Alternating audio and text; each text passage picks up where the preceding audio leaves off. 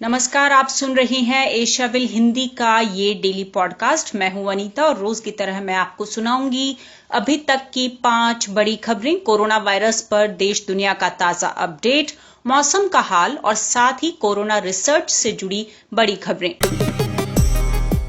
देश भर में जारी लॉकडाउन के बीच एशियाविल की साइकिल टीम लगातार जमीनी जायजा ले रही है।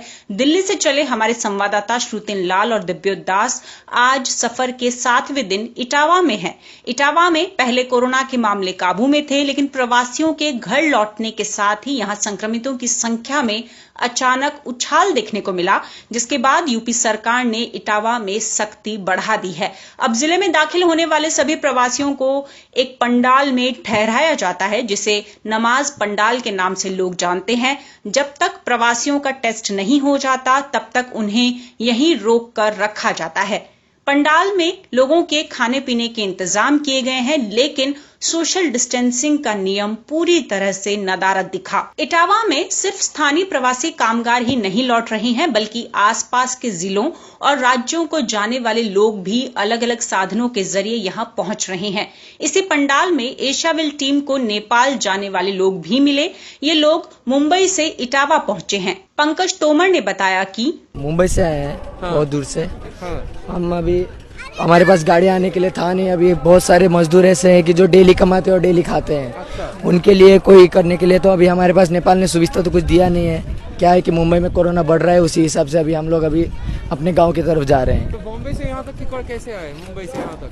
मुंबई से ऐसा आधे रास्ते बस तक, आधे रास्ते ट्रक तक, आधे रास्ते चल के ऐसे करके हम लोग यहाँ तक पहुँचे सर। इसे पंडाल में एशियाविल की साइकिल टीम को 13 मजदूरों का एक जत्था भी मिला। ये सब हरियाणा में मजदूरी करते हैं। ये लोग गुरुग्राम से इटावा तक साइकिल से पहुंचे हैं।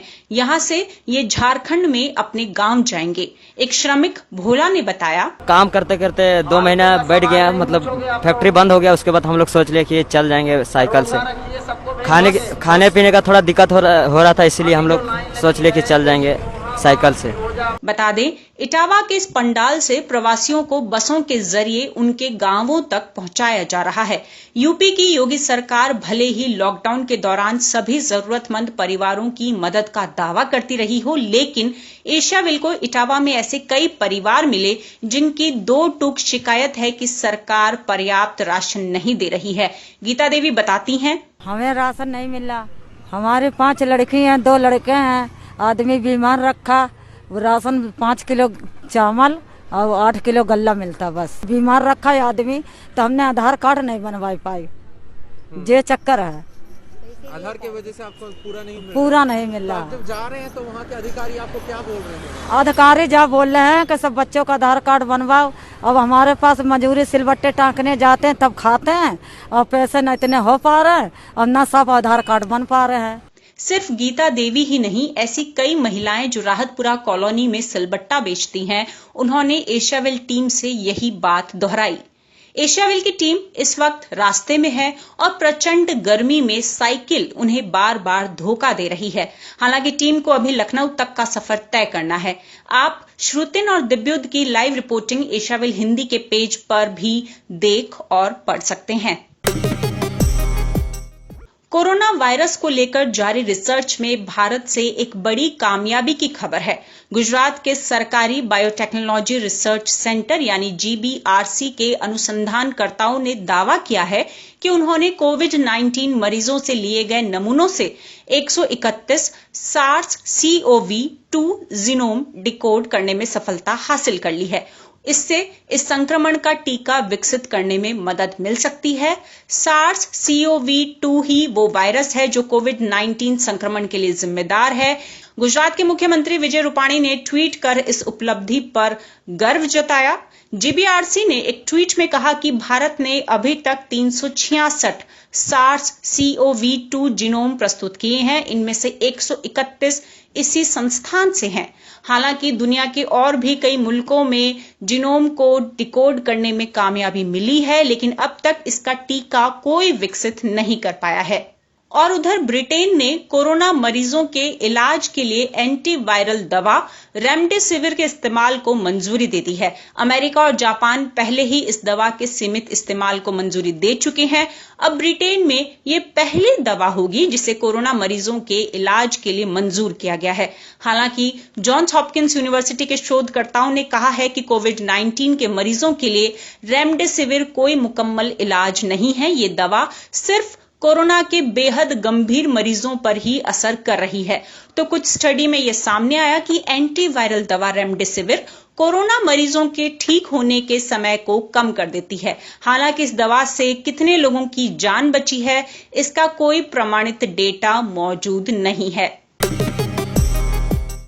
भारत में लॉकडाउन 4 में छूट देने के बाद से कोरोना के मामले लगातार बढ़ रहे हैं। पिछले कुछ दिनों से हर दिन 6000 से ज्यादा कोरोना संक्रमण के मामले सामने आ रहे हैं, जिसके बाद देश में कोरोना संक्रमितों का कुल आंकड़ा 1.5 लाख के पार पहुंच गया। स्वास्थ्य मंत्रालय के मुताबिक आज सुबह 9 बजे तक भारत में कोरोना वायरस मरीजों की कुल संख्या 1,51,767 हो गई है, जबकि इस वायरस से अब तक 4,337 लोगों की मौत हो चुकी है। हालांकि राहत की बात यह है कि 64,426 मरीज कोरोना को मात देने में कामयाब हुए हैं, जिसके बाद रिकवरी रेट सुधरकर 42.45% पर पहुंच गई।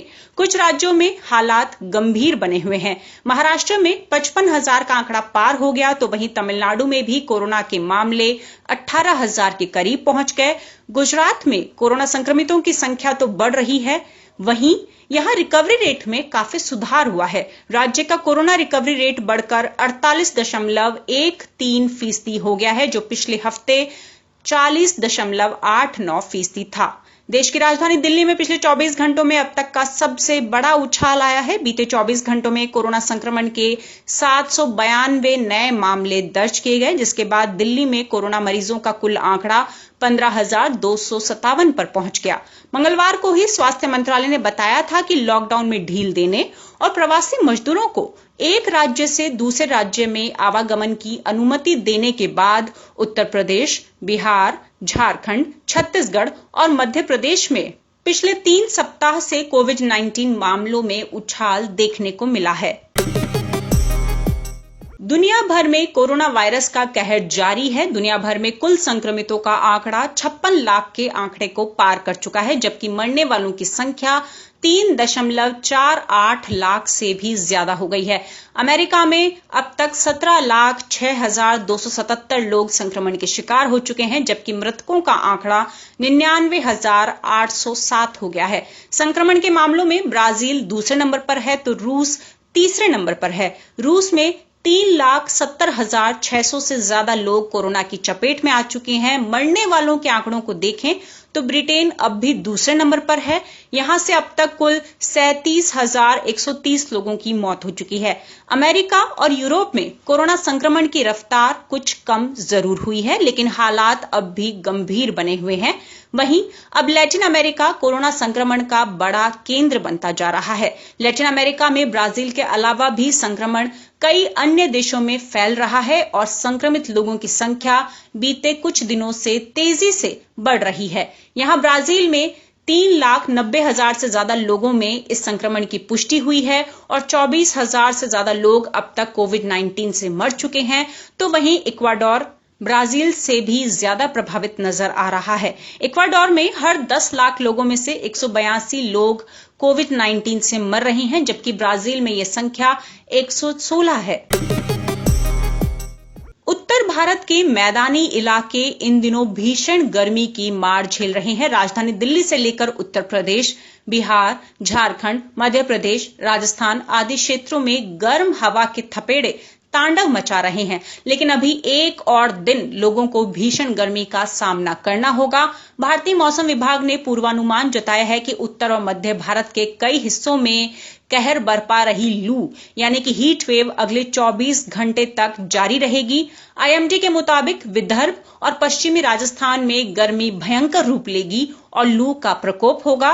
वहीं हरियाणा, चंडीगढ़, दिल्ली, पश्चिमी उत्तर प्रदेश, मध्य प्रदेश, पूर्वी राजस्थान के कुछ इलाकों और पंजाब, बिहार, झारखंड, ओडिशा, सौराष्ट्र, मध्य महाराष्ट्र और मराठवाड़ा, तेलंगाना और उत्तरी अंदरूनी कर्नाटक में भी हीट वेव का प्रकोप जारी रहेगा। हालांकि मौसम विभाग ने यह भी कहा है कि पश्चिमी विक्षोभ यानी वेस्टर्न डिस्टर्बेंसेस से 29 और 30 मई को गर्मी में कुछ राहत मिलने की उम्मीद है। इस दौरान उत्तर भारत के कुछ हिस्सों में धूल भरी आंधी और गरज के साथ छींटे पड़ने की संभावना भी है। बता दें, मंगलवार को गर्मी ने एक साथ कई रिकॉर्ड तोड़े। पिछले 24 घंटों के दौरान सबसे गर्म शहर रहा राजस्थान का चूरू, जहां अधिकतम तापमान 50 डिग्री सेल्सियस रिकॉर्ड किया गया। तो वहीं राजधानी दिल्ली में 18 साल का रिकॉर्ड टूटा। पंजाब, हरियाणा और उत्तर प्रदेश में भी कई इलाकों में तापमान 45 से 46 डिग्री को पार कर गया। ये थी इस पॉडकास्ट की अभी तक की 5 बड़ी खबरें। देश और दुनिया की बाकी खबरें देखने, पढ़ने और सुनने के लिए आप बने रहिए एशियाविल हिंदी के साथ। नमस्कार।